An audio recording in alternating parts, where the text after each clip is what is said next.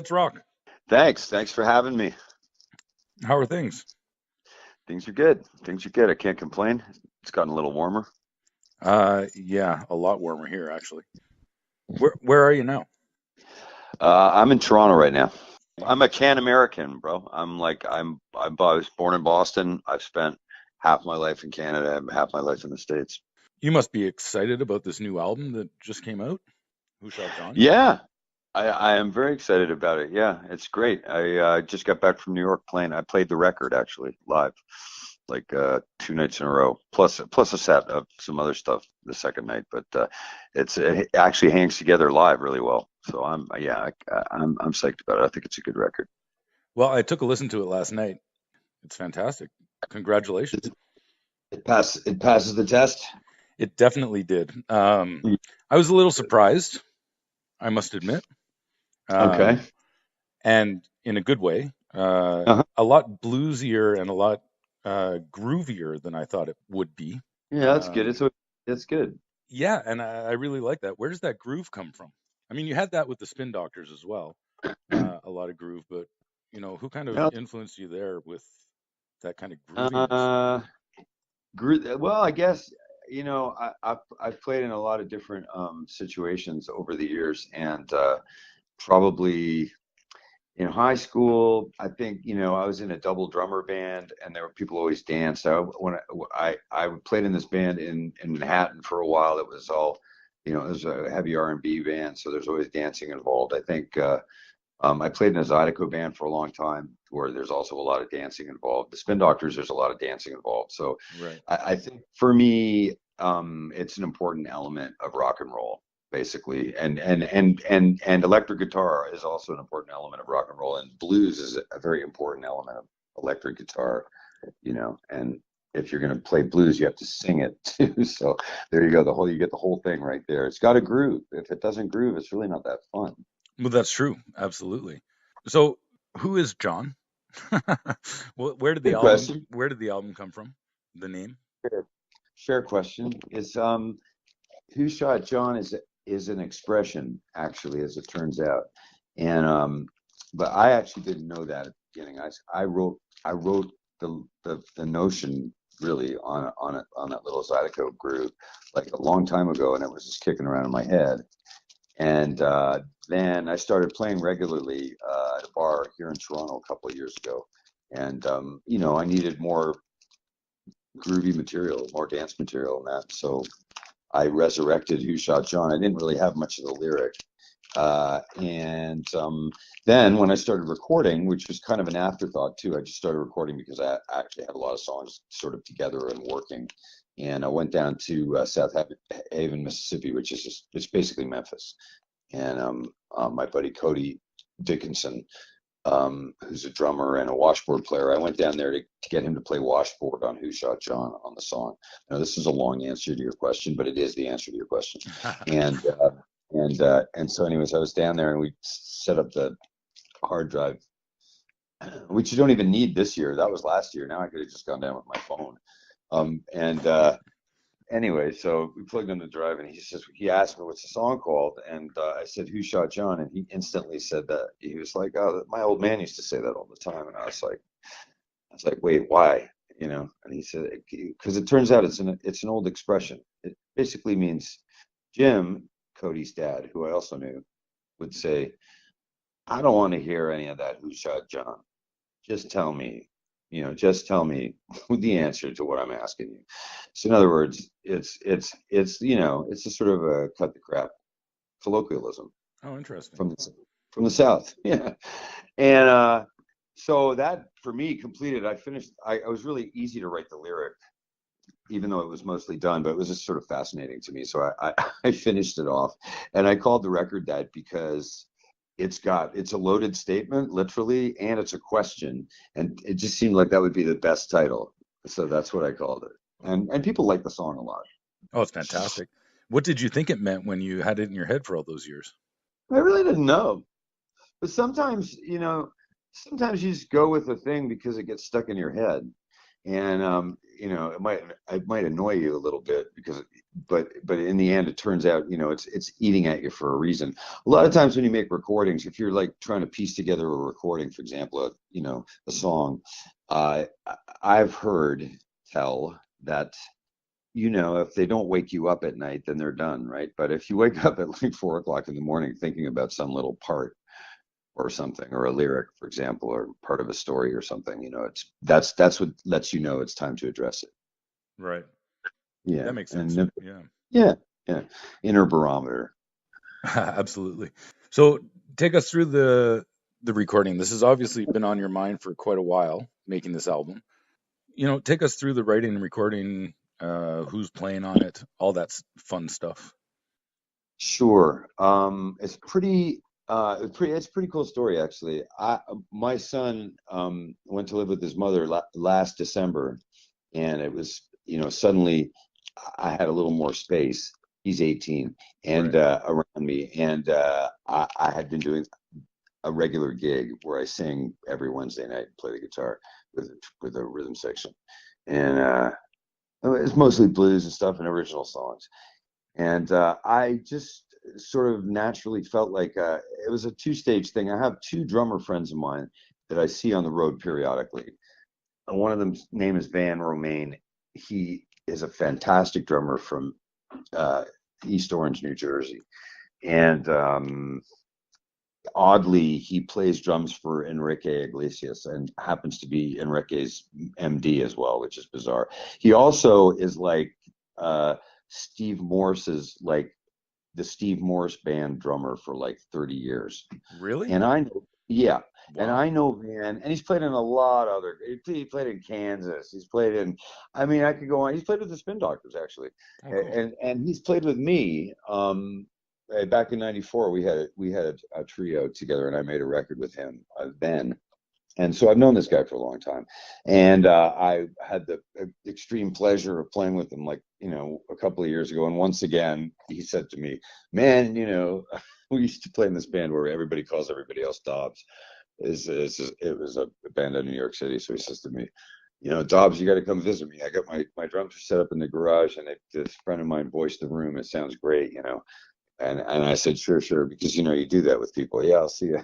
I actually, my son split, and I had this time, and I was like, I called Van. I said, well, so I'm gonna come over. So I just grabbed my guitar and a hard drive, and I went to Van's place, and I started recording this record.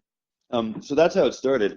And I didn't like have I had the notion that there was a bunch of songs over the last several years that I wanted to either finish write to begin with, or re-record because I had recorded them for somebody else, or under a different circumstance, or somebody else had recorded them, or whatever, what have you. But there's sort of tunes that I wanted to, tunes of mine, almost exclusively tunes of mine, I should add, as two co-writes. And I just wanted to sort of, put them in a, it started occurring to me that that would be a good thing to do. So I went to Vans, and I got some guitar and drum and vocal tracks, and I went down to South Haven to Cody's place, and I did the same thing. And then I went back to Vans, and I went back to Cody's again.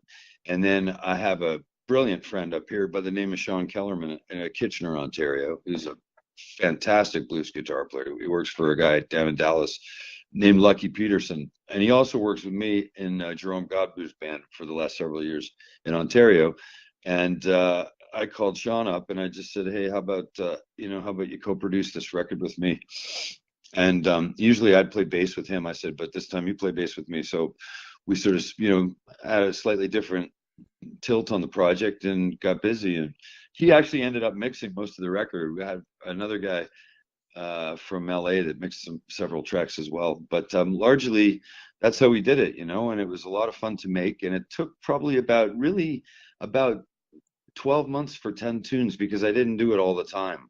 I have other things going on. I still play with the Spin Doctors, and I have some other gigs, and I have some, other responsibilities and things that I was involved with. So, Right. but in the end, it actually came out sounding like, it could have been recorded in a week, could have been recorded in a year.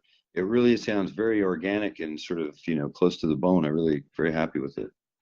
That's one thing I noticed when I listened to it last night is how live it sounds. Yep, it is live for the most part. Oh, is it? Everything that, well, yeah, in the sense that the drums and the guitar and the scratch vocal almost exclusively. So there's some live vocal, but not much. But those parts are live. The song called Lincoln's Feet is a great example, actually, because it's drums and guitar and scratch vocal. So I re-sang the vocal, and when we re-sang the vocal, we put the bass on. So the bass and the vocal were live to the live guitar and drums, you see.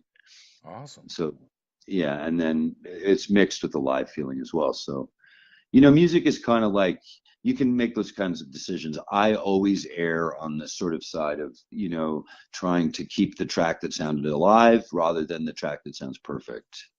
And, you know, and then mixing those together. That's why they call it mixing. That's, you know, that's sort of, you know, that's my ethic really, as in my production value. So. Well, that makes sense. And that always makes for better sounding music, in my opinion, anyway. Yeah, a lot of people seem to think so. I definitely think so. I mean, it's kind of the Aerosmith approach, right? Yeah, Rolling Stones too. Yeah. The Stones are famous for that. Like, you know, if you, or, you know, doo-wop music is like this too. But if you really listen carefully to like some track off of Sticky Fingers or whatnot, I don't know, maybe Jumpin' Jack Flash is a good example. That's not on Sticky Fingers, but in any case, anything where Keith Richards is where there's big stack of guitar parts, and you listen to that carefully, it's amazing. They don't have to be in tune. Now, how you do that well is another story. Like, you know, I've tried many times. It's pretty difficult to do that. They sound perfect, but it's not really a matter of, you know, like everything needs to be, those guys would just cut the track, and when it sounds good, that's the track. You don't go over and over. You lose the feeling that way. Well, yeah, So exactly. so you can put together a lot of tracks that may or may not be perfect, and if they all are coming from a, like, you know, a really strong feeling, they're going to work together. Oh, for sure. Yeah. By the way, one thing I noticed, and I'm a mediocre guitar player at best, but one thing I do love is a nice guitar sound. And this album has amazing guitar sound on it. It's got some good ones, yeah. Yeah, what are you playing? Some different things, but not too many different things. For the most part, I don't use any. It's mostly just directly into an amp. I have this cool little pedal that I discovered about a year and a half ago, maybe more. Um, it's just one knob, and it's a clean boost. I think it's made by Creative Audio Labs. I heard Peter Frampton talking about it. Anyways, it's just a clean boost, and then these amplifiers, they're great. My friend has a '63 Bassman, and that's like the lead guitar on the first track. It sounds ferocious. It appears in different places on the record. Anything that sounds like the lead guitar on the song I'm All Right is probably Tim Thorney's '63 Bassman. It's a great sounding amplifier. And then I have, for whatever reason, purchased a long time ago a pair of Neumann microphones back in the '90s. A friend of mine suggested that I buy them because they were for sale and weren't very much money. And I actually never used them for myself. I've had them for years. I usually rent them to somebody if they make particularly vocals sound amazing. But you can also spread them across a stereo mix. They're the big capsules you see in the Beatles, you know, in the Beatles pictures of the Beatles recording, those big capsule mics, the Neumanns. Yeah. U47s. I have a pair of those. So I actually used them on this record too. So it's like it's the U47 off a little bit off that cabinet. It sounds amazing. And then there's other things too. Like there's like Steve Clark's 15-watt National amp. That sounds amazing too. That's on Who Shot John. Like some of those like some of the close mic, the close near field like guitar fills, I guess you'd say. Right. Around the vocals is this little tiny like National amp, like with plastic lettering on it. And then I used and then I use a Bassman usually. I have a mid '60s Bassman I like on a couple of 2x12 cabinet. And what else can I tell you? And my guitars, pretty much almost exclusively on this record it's a 2005 Grace Potter Flying V. And which is an amazing guitar. That's like a repro of a '69 Flying V, so it's got the thin line neck, and it's pretty light. And I got a couple of pickups in there made by my buddy Thomas Nilsson at Cream Tea Pickups. they're humbucker PAFs, and he's out of I think his company's in England now. He makes fantastic sounding pickups. Just ask Billy Gibbons, he'll tell you. Yeah, now that's a good guitar sound right there too. Yeah, well, Billy designed the one he designed. There's a pickup called a Banger, and in my yellow telly I have like one of Thomas's early ones of those. Thomas built those with Billy, that prototype, because Billy was like, I think he invested in Cream Tea. I think he was like a partner. He may still be. I'm not sure. Anyways, Well, you can't go wrong with that. you cannot go That wrong with creation. Billy Gibbons in any way, name, shape, or form. I Yeah. hear you. What are the plans for this album? Are you touring with it? Are you Yeah, I am definitely touring with it. I'm doing I'm just, I'm working this record for the next couple of years, no matter what I do. Like, because it hangs together well. As I said, I just played it in New York and in Massachusetts over the weekend, with Van and Andy Hess. Actually, he's a fantastic bass player. And it actually, the record as a set of music works really well even. So I'm going to be playing this out as many and as much as I can, around my obligations in the Spin Doctors band, which are like not very demanding, to be honest. Like we do about 35 gigs a year. that's it? Yeah, pretty much. Sometimes 40. Just depends on, and it's so I'll be out. Like, I'm just trying to work it out. You can look for me, if you see my name, I'll be playing somewhere.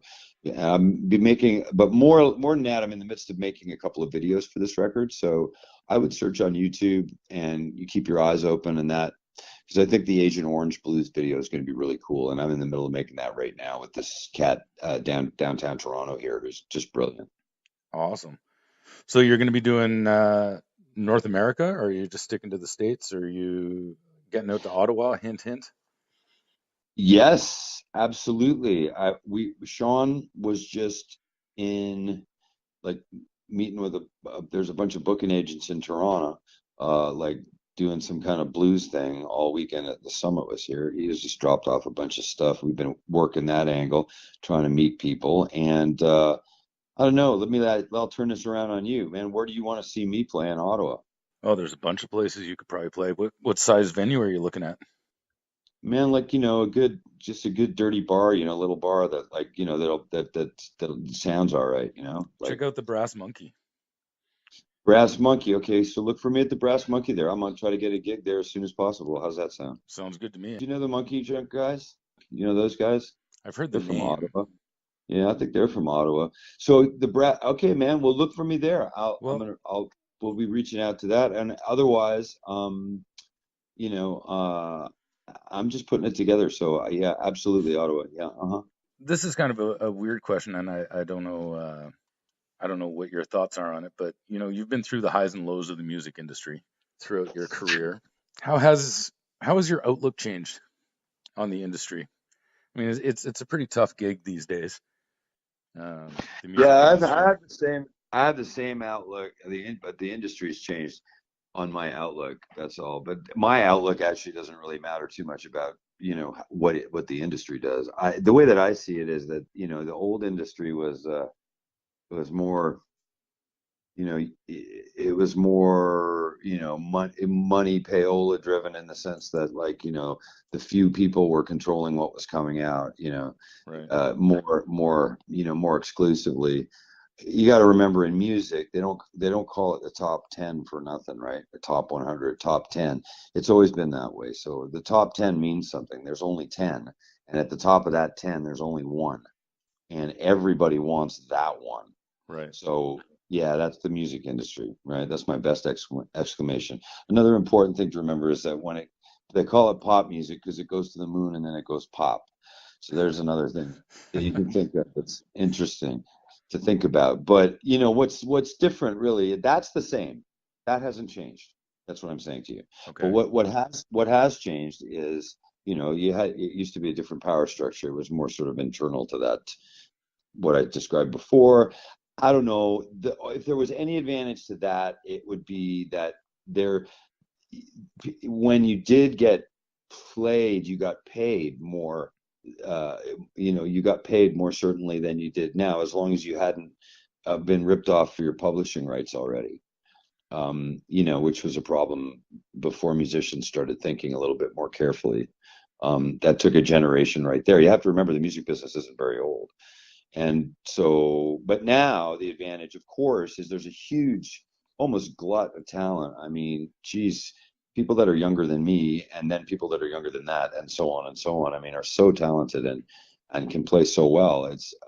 But of course, the problem is that there's no sort of infrastructure of payment to back that up. There's no job, Right. like it's like we had so that's changed. That part of it's changed, So young musicians, to me, mostly have other jobs when I run into them. There's people multitask jobs now, but when I was coming up, you would strive to be just that, and that's what I am. That's all you're doing. I managed to do that all my life so far. Yeah, I'm a Living the lifer, dream. dreaming the life. Anyways, yeah. um, what's the difference between, I mean, okay, when you started out with the Spin Doctors, you're a guitar player, songwriter, guitar player. Now you're the front man. How does the focus change, or does it? I don't really mind too much. I really enjoy singing at this point. With if there's something to sing that and there is, so I like it. It doesn't seem like it's more work. In the past, when I fronted things, it always seemed like more work to me, and very lazy by nature, so I didn't really embrace it. I would much rather work with somebody who's singing or writing with me that to lessen the load and be more collaborative, because I also frankly enjoy collaborating a lot. And but in this case, these songs and these little stories and the way that things are now, and the fact that I guess I'm older, man, and I can just do it a little better. I can hear a little worse, like my ears are worse, but my ability, my skill set's a little bit better. So I feel like my guitar playing can share itself with my actual voice, and so it doesn't seem like it's hard. You can't take music too seriously, I guess. So I mean, some cats just wake up and they're born and they sing. Some people, man, it might take them like 35 years to like get around to it. But Right. I think that's what it is for me. It's like, at this point, it's a little, it doesn't feel like a lot of work. It doesn't feel like I'm trying to do something I can't do, and so I take it on. In the past, I was more about wanting to, put a good group together and play guitar. I mean, I've always loved playing the guitar. I mean, that was my first love in music. So, anyways, I'm like, I don't know how I got this old, but now, some years have gone by. I can take on two jobs at the same time. I'm learning, kids. That's fantastic. What was your first guitar? My very first guitar was the one that was in the apartment, was like a Yamaha Classical, one of those from the 60s. But my first electric guitar, the dream was like, it was a Kent single pickup, solid body, tobacco sunburst, um, sort of based on a Fender shape kind of electric guitar. Do you still have it? No, unfortunately, I broke it in the driveway trying to like, do a Pete Townsend for some reason, because I had gotten another guitar. I got a Ventura after that. It looked better. But in the end, I missed the Kent. I still do. I think it was better than a lot of the ones that I ever had after that. Yeah, you always miss your first. Yeah. Yeah. One more question for you, and this is going back a while. You played at Woodstock with the Spin Doctors. Yep. Just for all of the people listening to this who will never have that opportunity to step on a stage in front of a crowd that size, what's going through your head? Can you even describe the feeling of standing in front of that many people? Yeah, probably. It's I mean, it can be, well, it depends on the gig, I suppose. I remember actually that year I stood on a couple of big stages. The other one was a festival called Glastonbury in England. And I remember we played that one. I think we were second last, and there was about 80,000 people there, which is really big for me. That's like, and Woodstock. I remember that crowd too. I don't know. In a weird way, it's surreal. Uh, for me, as an electric guitar player, I was always very stubborn, especially at the time. I used to play with like a lot of amplification because there's only three guys on the stage. So, I was just using a very loud amplifier. Frankly, and it sounded really good, made the guitar sound good. So that made me feel comfortable. At least there was something that was big around me, and then I don't know, man. The crowds always seem friendly to me. Um, I mean, not necessarily friendly. You know what it's like? It's just like kicking a beach ball. That's what it's like. You're making this sound, and it's almost like it's a beach ball, right? You put it out there, and that's the way people respond to sound waves like that. You know, you can feel them get it or not get it, and you can tell when people don't like what you're doing, and you can tell when people do like what you're doing. And you sort of navigate with notes like that. That's how I look at it. In harmony and whatnot. You put the chords out there, and you hope people are going to groove on it, and you have an opportunity. You've got rhythm. There's rhythm and harmony possible right there. You got six strings and two hands. Make it Right. work. I enjoy it very much. And when uh, I don't know. I've been doing this for such a long time. It's like it's not a great deal different to playing to a little tiny club with three people in it. It's the same challenge. You stand up on stage and you play music with your heart, with your body, and largely without your brain. It's based on your gut. It's like you do when you go and you play soccer. It's like you're not thinking when you're really on it. You're in it, and that's how it is. You stand up in front of a lot of people, you get the adrenaline of, like, when you go see the World Series or you go see the finals. You step into that stadium, you can feel that adrenaline, all those people. And that's what you do, is you work with that energy. It's a joy and a privilege, actually. I just can't fathom. I mean, I know what you're saying, that it's the exact same thing as standing in a club with three people, but you know, I just couldn't imagine looking off a stage and seeing 100,000 people. Well, it's thrilling. You're definitely right. It's definitely thrilling. I'll tell you what I can't imagine. Let's put it in the context of that. I can't imagine like standing in an airplane and looking out at an empty doorway with a parachute on my back. You I know, I've done that. See, I can't imagine that. So I think maybe the classification here is like, stuff you can and can't imagine doing. For me, like standing on a stage is a thrill. It's like when you love skiing and you're looking down at a mountain and you're just going, I'm going to ski that. That's how it is for me. But it doesn't really matter when you get down to it. With me, it's more thrilling to play for 100,000 people, but it's still thrilling to play for a room where I've got a whole night ahead of me. And you still get that feeling now? Yeah, I do. I imagine once that feeling's gone, it's you might as well hang it up. That's right. Yeah, I think they'll hang me up when that feeling's gone. Yeah. Well, let's hope not. Hopefully, we'll see you very soon up in Ottawa, and good luck until then. Thanks for getting the record, man. I appreciate it. I think it's a good one. It's a fantastic one. Okay, matey. Right on. Thanks a lot. Yep, we'll see you.